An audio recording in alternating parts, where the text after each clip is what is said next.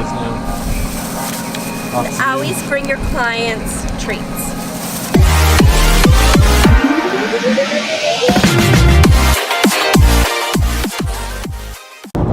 Alright, you guys, we are in the car again. As you can see, Mr. Pegley needs to keep his eyes on the road.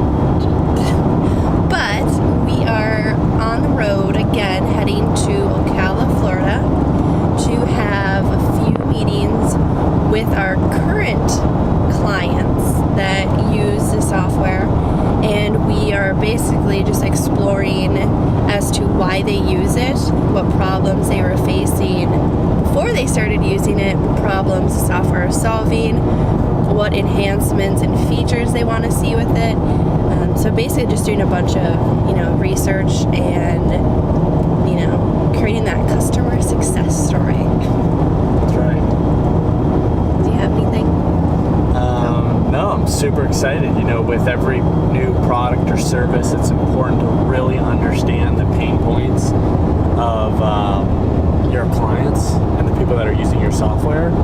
So Brandy is running sort of these user interviews, and is that the right way to say that? The user interviews and stuff? To help us better understand their needs, their problems, and how we can solve them better than anybody else with our software. So that's the mission of today. Exactly what he said.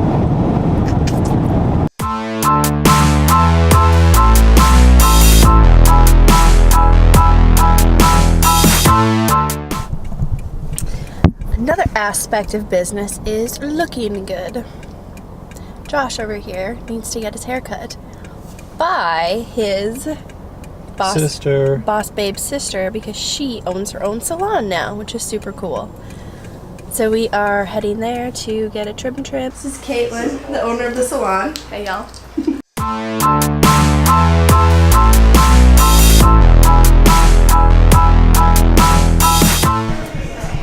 Alright you guys, so I am actually at a coffee shop drinking my cortada.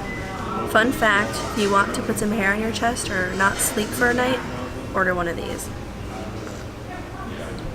So I just got done doing the interviews at the auto dealership with the accounts payable department, and I actually recorded them on my phone so then I could upload the actual conversation to my computer and then take notes on it and pull out the specific things that they want. So that's something super useful if you're going to be doing these like in-person meetings with your clients, which we highly recommend that you do, but record them on your phone. The recording stuff is actually already on there. I think it's like voice record or something. But yeah, that's what I'm doing until I have to go back to the dealership and meet with their head of marketing to see exactly how they're using the software. So, and I'm going to do the same thing. I'm going to record the conversation, listen intently so I can ask the right questions as they're talking, to really gauge how they feel about the software and how they're utilizing it in their different departments and how it's really, helping them, and also to really understand like their pain points as a company and also as department heads to know how we ourselves can build better software.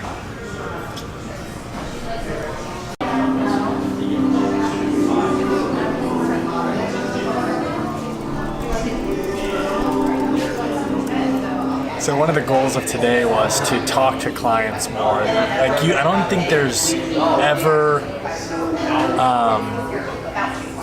too much interaction with a client. Like, the more feedback you can get, the more you can watch them using the product, the more time you can spend with them to understand their roles, their business, helps you build better products. And that's why we really have that as a goal in our company, is to talk to the clients, understand what their needs are, have Brandy's going in there doing user interviews, recording the audio so that we can listen back to it, pick up on the details, because it's so critical when you're building a product or service. Like, it's so critical to understand your market and why they would actually spend money on your product. If you don't understand why somebody would spend money on your product, can you really build a good product? At least one that's not worth anything, you know what I mean?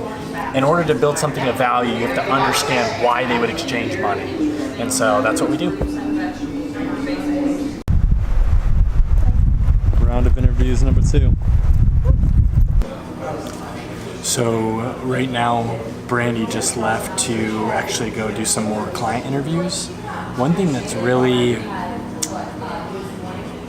difficult about interviewing clients is because it's not the glitz and the glamour of like what you see a lot of in the tech industry, especially on like TechCrunch or maybe in any other, The View or whatever else you read, where it's like, oh, you build a product, you generate millions of dollars. Whereas like people love working on the problem and making it look cool, and none of that's wrong. It's just the fact that they do that and then just believe that once they build it, customers will come. Well, nothing is farther from the truth. Actually, 99.999% of the time, when you build a product, nobody comes unless it's like your mom or people you know.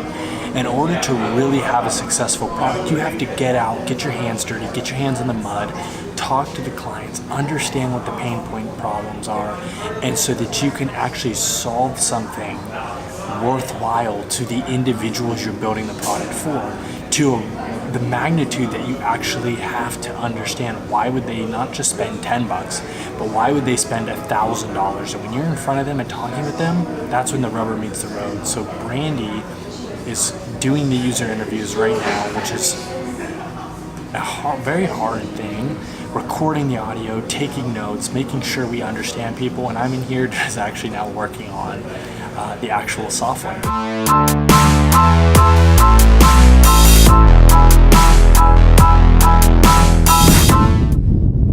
We've been talking a lot today about how do you figure out what to build and how to build it. And that goes through the process of talking to customers, and I think a lot of technology and media today has painted this amazingly glamorous and like almost celebrity-like lifestyle for tech entrepreneurs, but the real fact is that's only very few, like the rare percent of people like Evan Spiegel from Snapchat, or I think of another one, I don't know, like whoever is considered like a celebrity in the tech scene, that's just not really the way it works.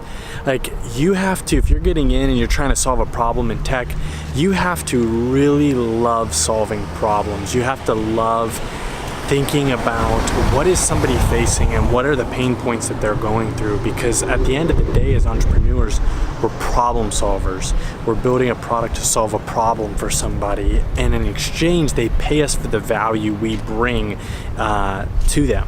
So I think that's a good way to like think about it. If you're thinking about getting into entrepreneurship, if you think about what it is actually like to build a product or a service and offer that to clients or to customers, think about what's the problem and are you passionate about solving problems for people.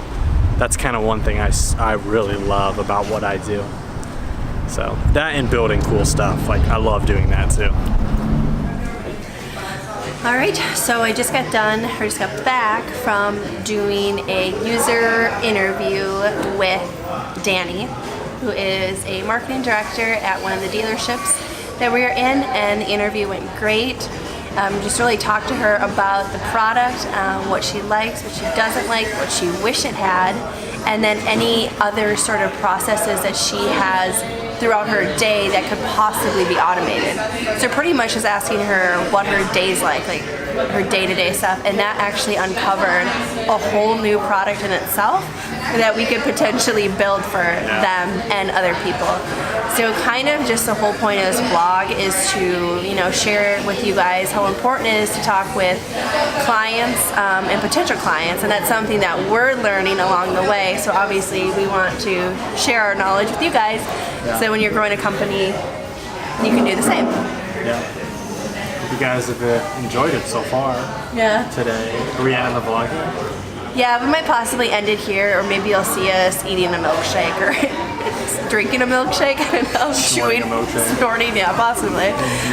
So either it ends here, it's gonna keep going. Cool. Yeah.